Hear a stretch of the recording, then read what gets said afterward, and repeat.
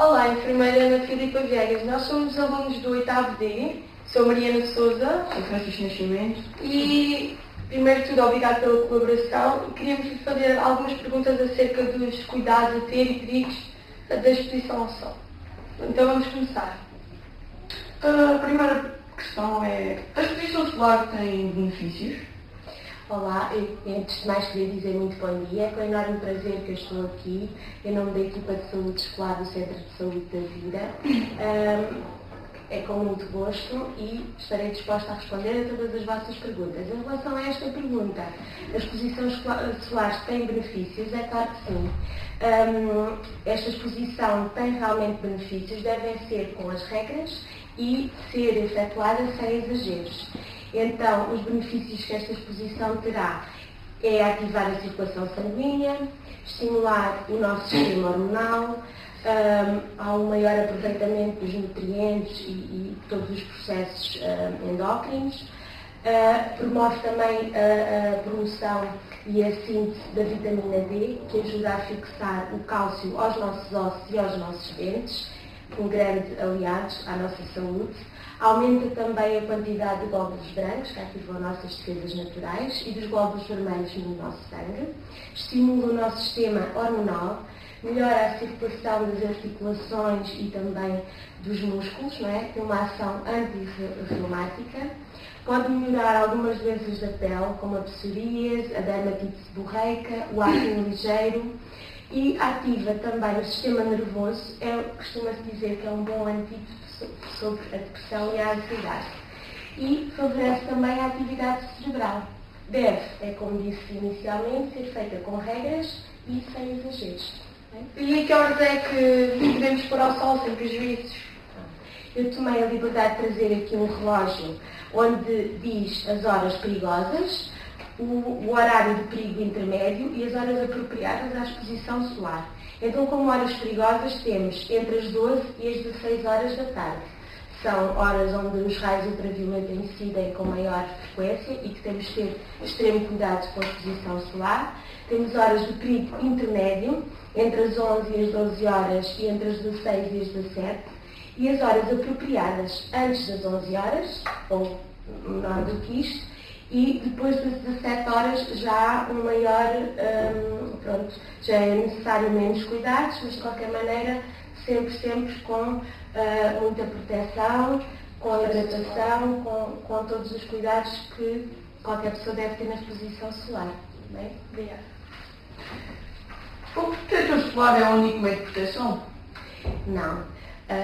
Sem dúvida existem outras proteções que se podem tomar e que eu vou passar-vos a enumerar. Os raios ultravioleta existem não só na praia, quando nós nos pomos mais à exposição solar, mas também se praticamos um desporto, se vamos ao campo, se vamos passear, se estamos a andar na rua, aqui na escola, qualquer atividade, estamos a ser expostos à atividade, à exposição solar. Por isso, a exposição deve ser sempre cuidadosa, evitando as horas de maior intensidade. Deve-se reduzir as atividades exteriores, atividades que exijam a exposição solar, entre as 12 e as 16, 17 horas, antes e depois do meio-dia solar. Deve-se usar um chapéu, com boa proteção, uma camisa ou t-shirt, ou de cor escura, ou se for clara, deve ser mais opaca para proteger da incidência dos raios. Deve-se utilizar óculos com proteção também de raios ultravioleta. É curioso que a t-shirt, mesmo estando molhada, não protege sobre os raios ultravioleta e devemos ter esse cuidado, não é? Não é uma t-shirt molhada que nos vai dar essa proteção, evitar.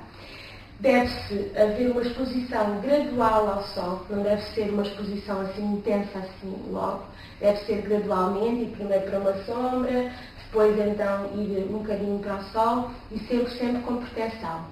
O protetor solar deve ser aplicado 30 minutos ou antes de ir para a exposição solar, ou para uma praia, ou para um campo, e deve ser renovada a sua aplicação de 2 em 2 horas e após cada banho na água. A proteção ideal para vocês será superior a 30. O fator de proteção solar é sempre superior a 30. No vosso caso, eu vos aconselho 50. Estão sempre bem protegidos. Amém? A pessoa deve também fazer um autoexame da sua pele em relação aos seus sinais, a alterações de algum sinal que possa existir e sempre, não é obrigatoriamente num hospital, onde enfrentam um espelho, a pessoa inspecionar e sempre em cada consulta de rotina, do médico de família, se for uma pessoa com sinais e que note que algo esteja diferente, procurar logo a ajuda. Quanto antes essa ajuda for pedida, melhor. Deve-se evitar também salas de bronzeamento e os chamados solários. As pessoas ruivas, louras, devem ter cuidados acrescidos e pessoas de pele clara e de olhos claros também devem se proteger com maior rigor. Deve-se programar as atividades, ter esse cuidado para o início da manhã ou para o final da tarde. Devemos proteger não só a nossa pele, como também os lábios, os olhos do excesso de sol. Devemos também ter um cuidado extra com redobrar a hidratação, beber muito mais água quando sabemos que vamos estar expostos à exposição solar. No verão, exatamente. E ter uma regra muito, muito importante, que é um sinal que modifica, que altera as suas características, deve sempre ser visto. E uma ferida, por exemplo, que não cicatriza, que provavelmente veio de uma região onde há um sinal. Temos que ir sempre ao médico de família inicialmente, depois ao dermatologista, pronto. E quais são a parte do corpo onde afetam mais o sol? Pronto, a parte do corpo onde afeta mais, todas as regiões do corpo que estejam expostas são sensíveis à exposição solar. No entanto, há locais que estão mais expostos.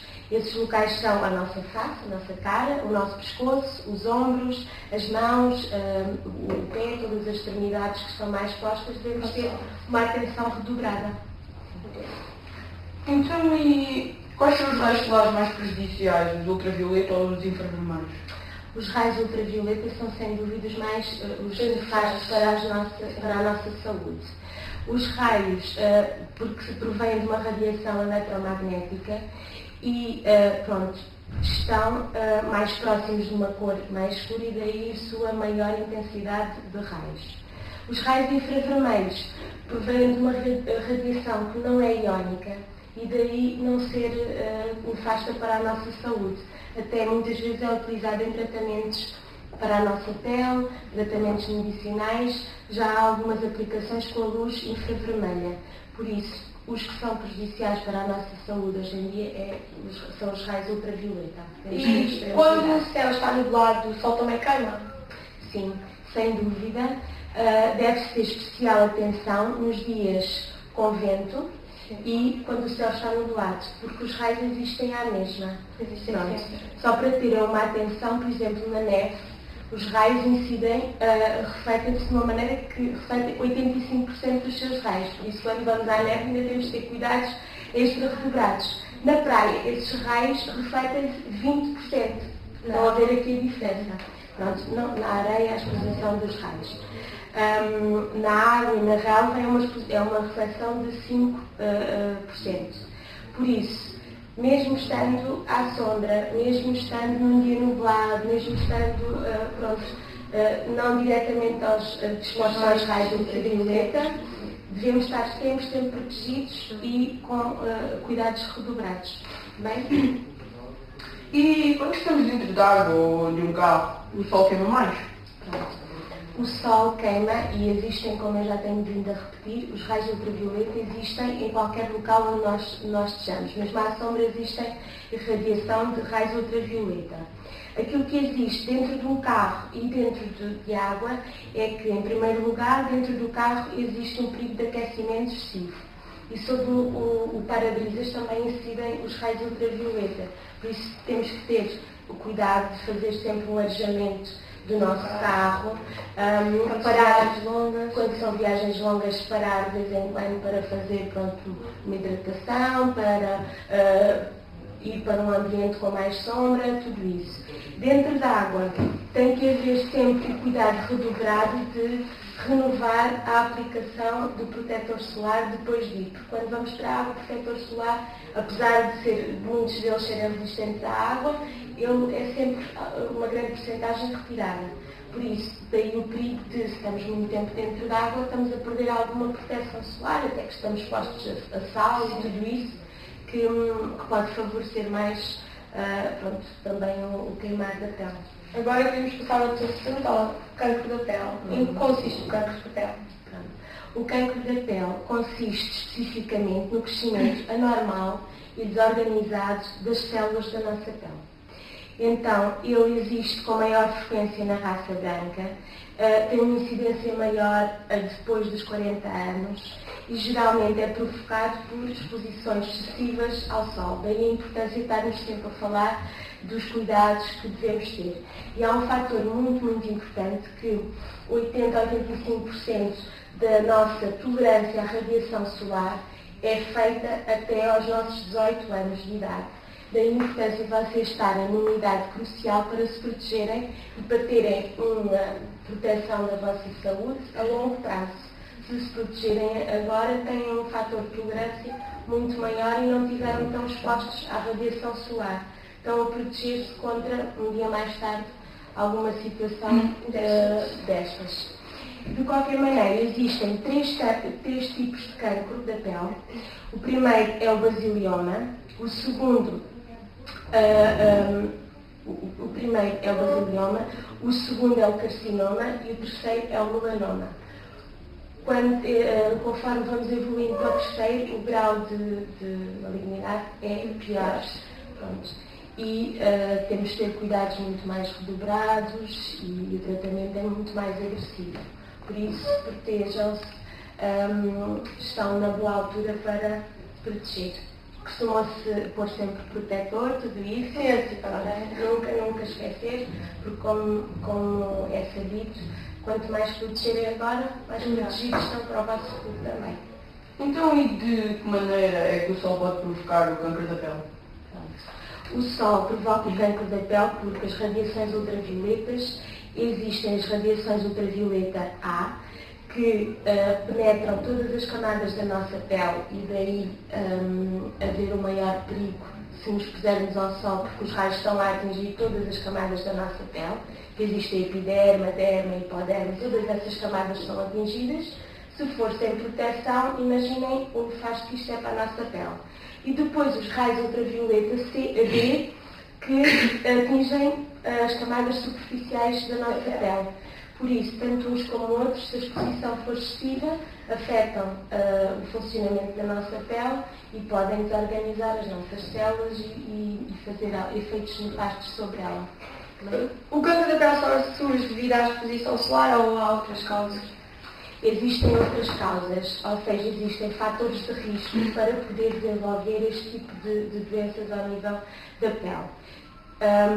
Por exemplo, as pessoas de pele clara, as pessoas com sardas, as pessoas com olhos mais claros, as pessoas, por exemplo, ruivas, as pessoas que se queimam facilmente ou que têm na praia, ou que têm um bronzeamento também difícil.